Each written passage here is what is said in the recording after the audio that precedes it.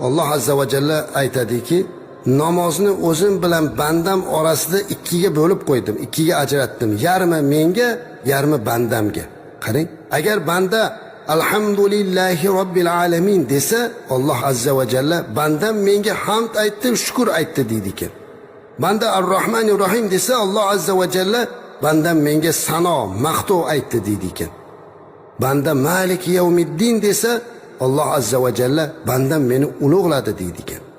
Banda iyyaka na'budu va iyyaka nasta'in desa, Alloh bu men bilan bandam orasidagi narsa, bandam nimani so'rasa beraman deydi ekan. Agar banda ihtina sirotal mustaqim, sirotal ladina an'amta alayhim g'oyril mag'dubi alayhim valaddallin desa, Alloh aytar ekan, bular bandamga xos so'raganini berdim deydi ekan. Nasoiy rivoyat qilgan ushbu hadisda azizlar.